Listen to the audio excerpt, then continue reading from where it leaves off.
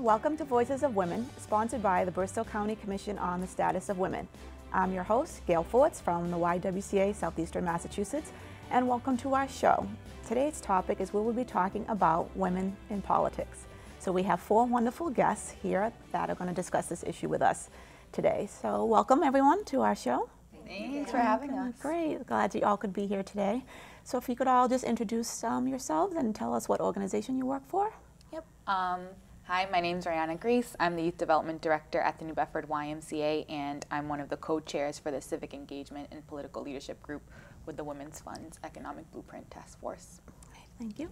I'm Shannon Jenkins. I am chair of the Political Science Department at UMass Dartmouth.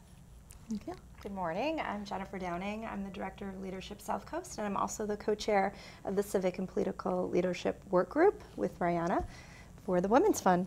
Great.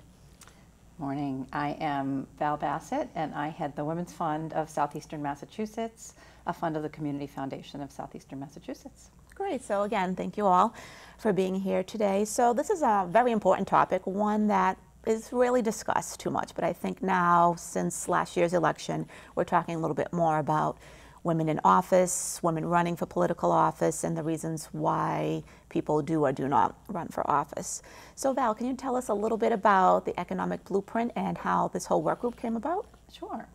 So a couple years ago, the Women's Fund decided we needed to do a deeper dive into how can we really make change in the region so that more women can earn a living wage and be economically secure.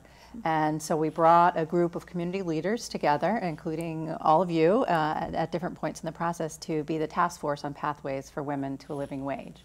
And that group came up with recommendations in 6 categories: access to early education, workforce equity in pay and benefits, education and training, health, safety and well-being, safety nets and stepping stones.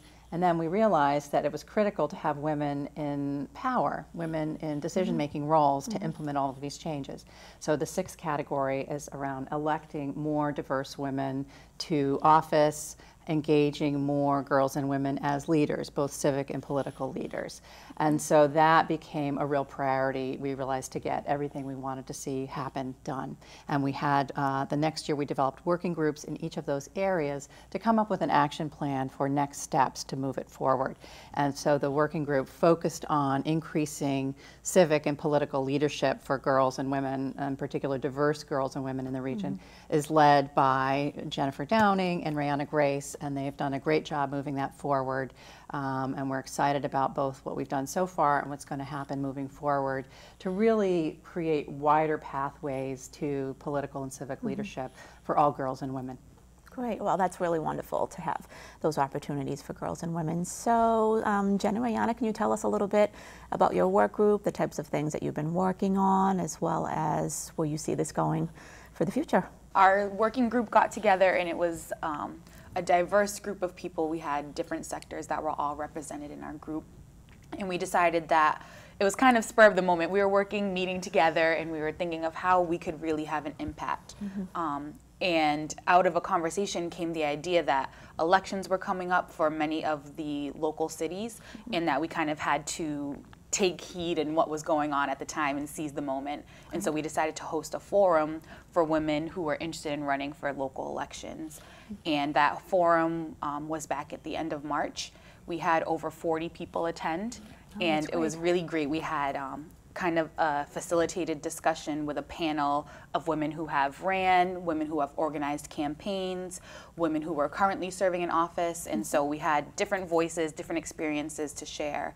And at that forum, we gathered from that a cohort of women that were interested in participating in a training that would help to further prepare them for their elections.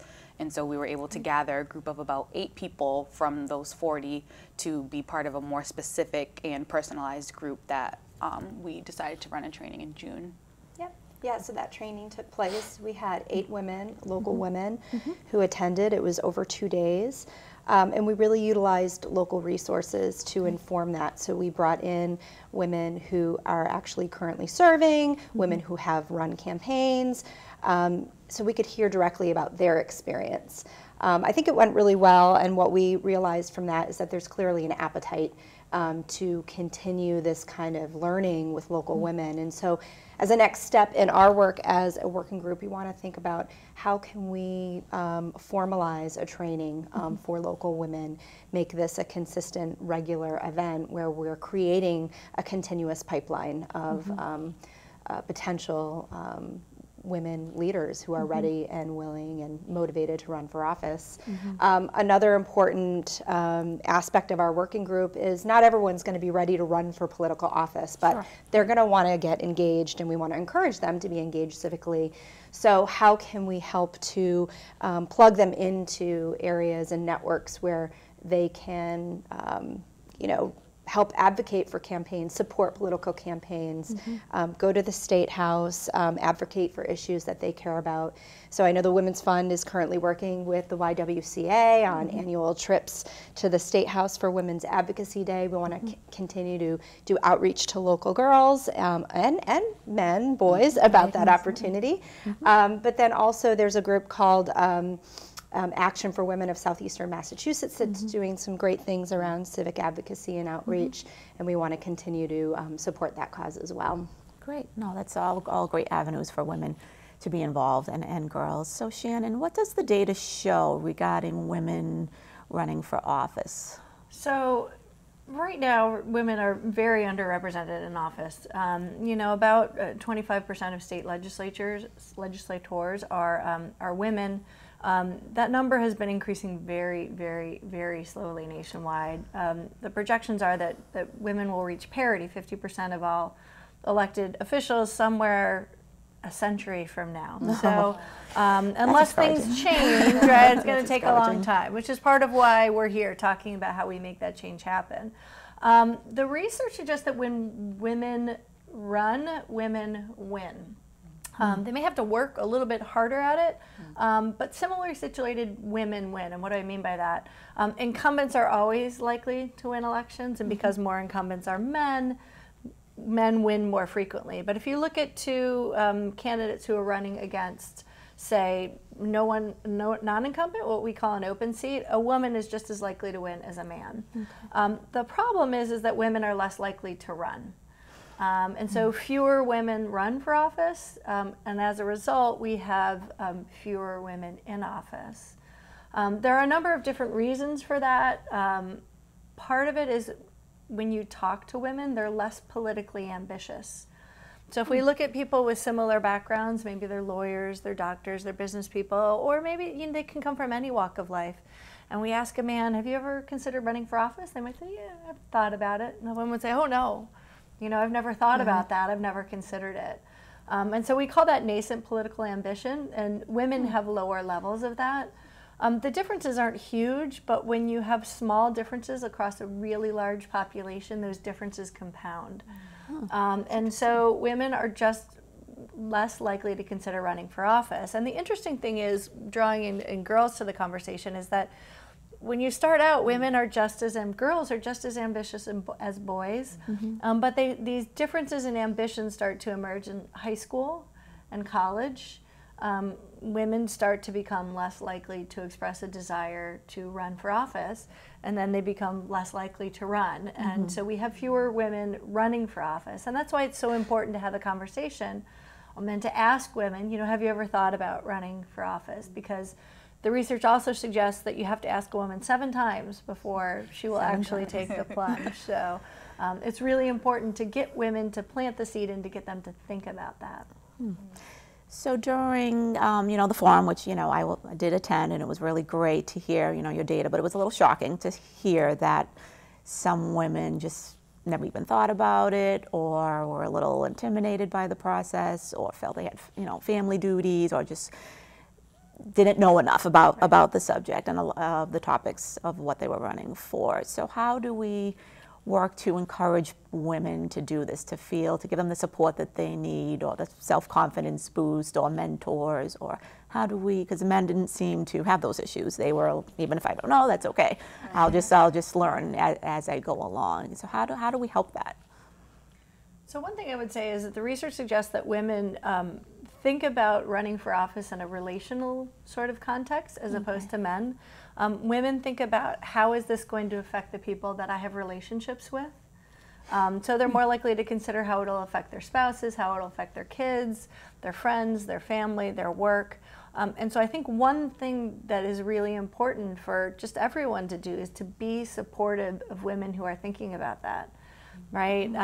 Women tend to have these internal sort of limiters. Right. So rather than reinforcing those by saying, oh, do you think you can do it? You have kids or you're working. Be supportive of that notion that women can do it is, I think, a step that anyone can take in their lives when they look at people around them who might be good at holding those positions. Great. So during the training that you did, are any of the women planning to run or are currently running for office? Well, I won't name names, but yes, we do have one woman who attended the training and is currently campaigning right now. So Great, election's that's coming up, so we'll see how she does.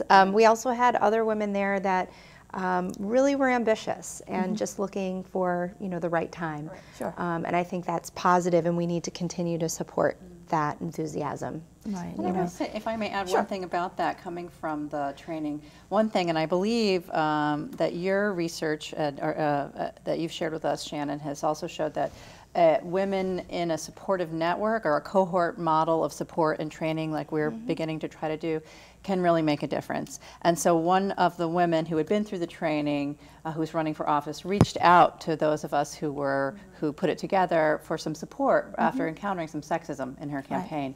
And so we are now working to support her. And so I think we can be an intentional network for women running in a lot of ways as well, really organized to create the old women's network to support our sisters who run.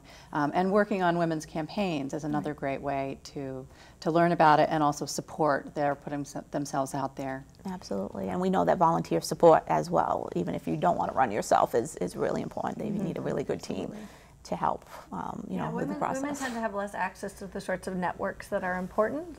Research suggests that, for instance, political parties can play a really strong role in fostering candidacies, and political parties tend to nominate fewer women. They're less centrally connected to the networks of political parties.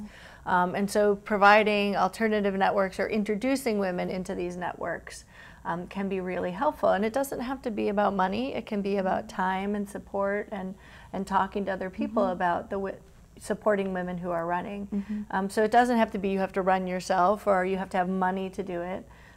Part of it is about being intentional and supporting women who are doing this. Right, absolutely. And we, as you know, you said, there's other ways to help, to advocate, to get out and vote, to make phone calls to your legislators that remember that, we elect them, so they report to us. So, making your voice heard, even if it's through a phone call, an email, a letter, visits to the State House, and visiting your legislators here, when they're in town. Most of them all have office hours, so that's a great way, to be, involved as well. So, Jennifer and Shannon, I know you both have been or currently are elected officials or appointed officials. So can you tell us a little bit about, your experiences, the opportunities, the challenges, that you faced doing this? Sure. So maybe I'll start a little. I have run for office twice now. The first time I lost, the second time I won. And I think sometimes it's that fear of losing that really holds women back. And the research suggests that women are much more risk averse than men, although interestingly there's some intersectionality issues here. It tends to be white women who are more risk averse, and minority women tend to be a little bit less risk averse or more similar to men. But there is that fear of losing that keeps women from running, and I can say I lost and I lived to tell about it, and it was actually really empowering for me, particularly with my children. I have kids, and sometimes you worry, what are your kids going to think if they see this happening to you? But it was a really important lesson, I think, for my children to see that it's important to put yourself out there and to do what's right and to try to do what you think is right. And sometimes you won't win, but you pick yourself up and you keep going and you run again, and maybe the next time you win. And so that was a really good experience, both for me personally. I know it's weird to say it was great to lose, But it was good for me personally, and it was good for my children. And I think that's an important message for women to hear, that you may put yourself out there and you may lose, and that's okay. It's still a good thing to do, because in part, the research suggests that female politicians are really very different in the way they think and talk about issues. And this is not a partisan issue, it's across party labels. Women just approach politics a little bit differently. They're more collaborative, they're more relationship building. Rather than seeing policy problems as a zero-sum game, they're more likely to work as problem solving. How can we all win? And so it's really important to have women at the table as we talk about these issues, because they're more likely to prioritize these issues and they approach them in a very different way. I'm not sure, sometimes at the local level, particularly on the school committee, there's a lot of women's issues, but I think it is true that you may see this about women being sort of collaborative in leadership styles. Absolutely, yeah. And I can personally attest to the feeling of needing to be asked 7 times to do this and needing to be reassured over and over that you can do this. You have enough education, experiences, insights to do this job. Because I really did doubt that in myself. And it took that many asks before I said, okay, I'm going to step into this. And now that I'm in it, you know, it just takes that experience to be in it to say, oh, of course I can do this. You know, of course I can. Now, I haven't had to run a campaign yet. I was appointed to an empty seat. So, you know, I had to go before my town and, you know, do a bit of that. But so I will have the campaign experience in the next 6 months or so. So we'll see how that goes. And I will definitely be tapping into my networks that I have around me to support me in that. But I do believe that with that support, you know, we'll make it through okay, whether we win or lose. The support networks are really very important. I can remember the first time I volunteered for something. It was an appointed position, and I got up, and the other people who volunteered, they asked questions, whatnot, and I got up and they said, "Well, you have 2 small children at home. How will you be able to do this?" And I thought, I can't believe they just asked me this. Did they ask the men that? They did not ask any of the men. But it's, you know, I didn't say that. I pointed out, I thought it, I didn't say it. But being able to have someone to talk about, you know, talking about the current candidate who has, you know, has been relying on this network to deal with it. It is important to support women who run for office so that when they encounter these things, they have someone that can help them process it and work through it and figure out how to respond to it. Now, that's not to say that it happens all the time or it's constant, but it can happen. And women, you know, need to be aware of that. But that's also why it's so important to have women out there running for office. I'm sure that happens, whether it's about your children, your appearance, what you're wearing, your body shape. I mean, people hear those things. Or the fact that you might be pointing out that you're running as a woman. People may be critical of the idea that, for example, you're playing the woman's card, you know, that's somehow a negative thing. And instead, as you pointed out, the research shows that women really bring something that's desperately needed in leadership to the table around collaboration and problem solving. And so, you know, that women's card is an ace, frankly. So we need to play it. Absolutely. So what are the next steps for both the work group and then the Women's Fund and the whole blueprint, you know, going forward? I know you had the leadership breakfast recently, which was really well attended, and it was wonderful with letting everybody know what's going on and the next steps for that, so that people that might be interested can start thinking about maybe how you know, they might want to be able to get involved, not just during election season, but you know, all year long. I'll say something from the Women's Fund point of view, and then hand it to the co-chairs. So we have some funds that we are putting out in a few small grants in the near future, and then we'll be inviting some of the working groups who are kind of ready to go with the next step to apply for funds to carry it forward. So we hope that this working group will come forward and be among those applicants. And the idea is that we'll continue to also raise funds to have a bigger pot of money in the fund for the Economic Blueprint for Women, so that we can give grants for, you know, over time to bring in these new programs and initiatives to work on making policy change, to work on a pipeline of women leaders. So short-term grants, and hopefully these folks will apply. Long-term, raise more funds to give bigger grants and grants over time to invest in this change, because we know it's a long-term effort to build that leadership pipeline and make the kind of social change that we're talking about. Great. Okay, with the work groups? I think moving forward with our working group, so our cohort was a really great experience, and what we shared with the women was that it was in fact a trial. It was our first time leading a program like that, and for many of the women it was their first time participating in it. So I think kind of moving forward we hope to make it more official and see what direction we want to take, because there are some programs that already exist, and as Jen and I have discussed, we don't want to reinvent the wheel. However, some of the feedback that we got from the program was that a lot of the women did like that it was very localized and that it was very personal. One shared that she expected it to be us inviting another organization to lead the training, and she appreciated that it was all local women, that it was all politicians that were in the area, and they liked that it was a small group, things like that. And so taking the feedback from those that participated, but also maybe taking resources from what's already out there, we want to, as Jen mentioned, we want it to be something that is continuous, that is either yearly or maybe even a couple times a year, as some of our towns and cities have different election seasons and cycles.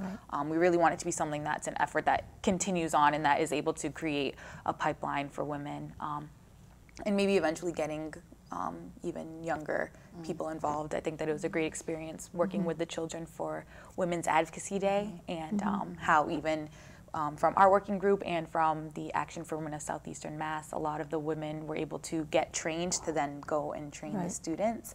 And as one of the people that got to participate in that, I thought it was really exciting to see the kids just really get engaged, and some of the students took on either Universal Pre-K or Family Medical Leave Act, and decided to write their own narratives of how it was directly affecting them or their families. And it was really powerful to hear their stories, and kind of how Shannon touched upon, sometimes women don't run because they either don't feel like they're educated enough in the issues. These children were able to become educated on things that they maybe didn't know about. And even some of the children asked if there were certain bills or things coming up, and I said, not that I know of, and they took it upon themselves to do research to find out what else was coming up. So with our working group, I think that will also be hopefully being able to engage more women of color and women of different ages or younger.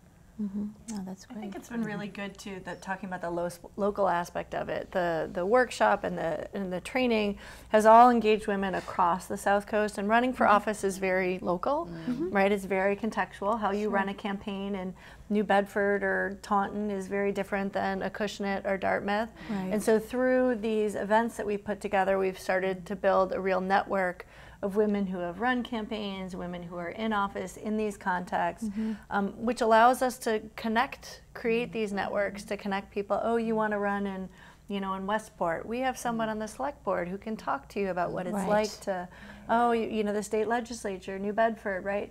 And so I also think that that's something that, if anybody's watching, right? I'm going to put it on you, but we're very welcome to help start connecting women to other women who can help them understand that context of what you need to do to run in your area. Because I think that is really important. That local aspect is what makes it really strong. Right.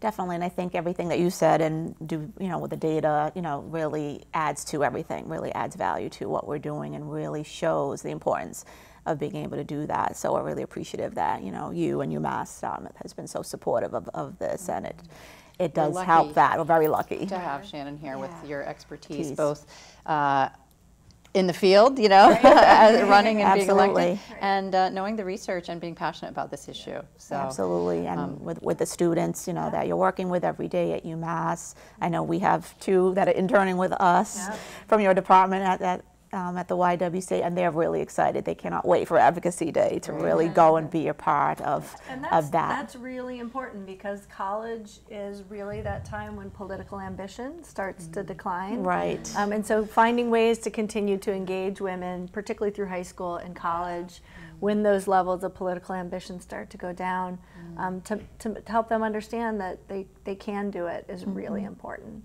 Absolutely. So I think engaging, young women and men, of course, that are students, in your organizations or as volunteers is really crucial to keeping that engagement, to keeping that interest, like you said, for them, because it's really putting, what they're learning every day in class to practice, in practice, to actually be doing that, to making the phone calls, because it is, a little intimidating, and I know that they were nervous and they had their script, but it's it's really important for them to be able to keep practicing those efforts as much as possible.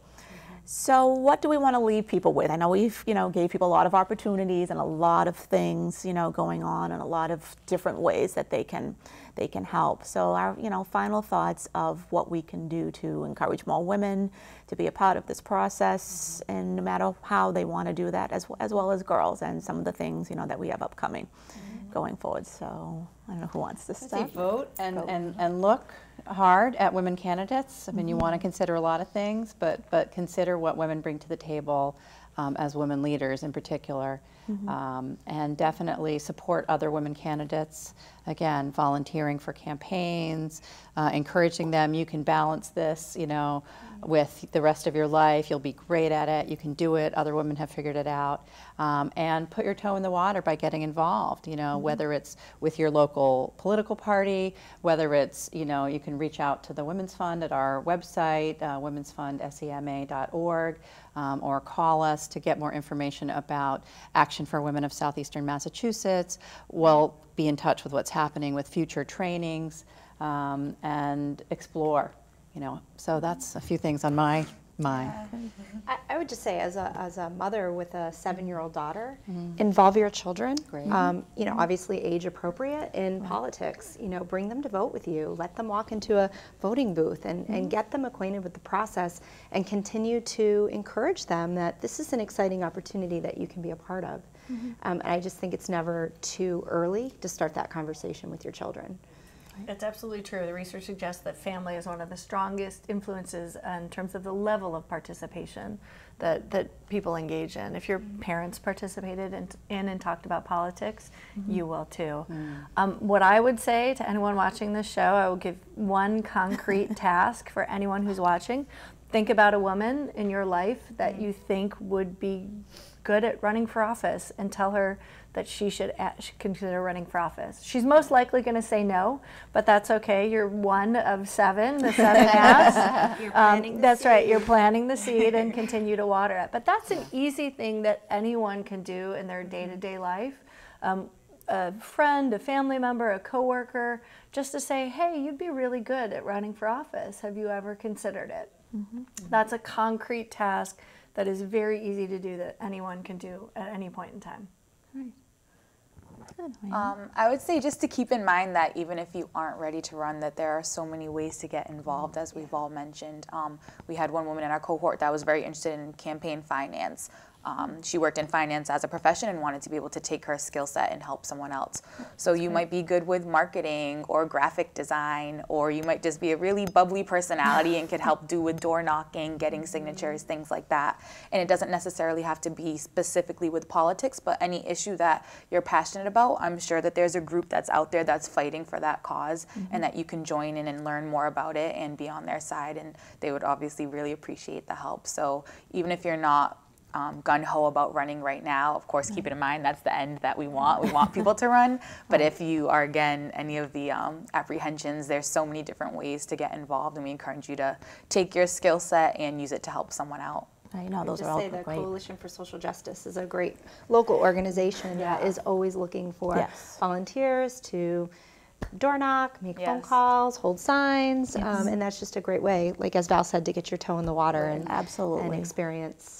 Right, and those are all great ways. People do need help, with all of those things. I mean, because it is time consuming. So as a volunteer, those are all great opportunities to help with that. I encourage you to join us when we go to Boston in May for the Advocacy Day. I know we're going to be looking for more people that want to facilitate trainings and try to bring more. Every year we bring more and more students and adults, so there'll be those opportunities, as well as to support bills that are coming out, talk to your legislators, make those phone calls and emails, because they do pay attention.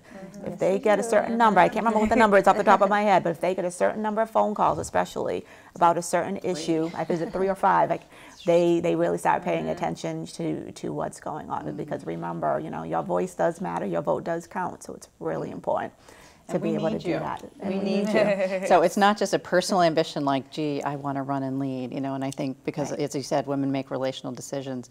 We need you, girls and women, to be leaders and run for office. So, don't just do it for yourself, but do it for us. Right, absolutely, absolutely. Do it for your future. So thank you all for being here, and Thank you. it's great to have you so much, here. Gail. And thank you for watching Voices of Women.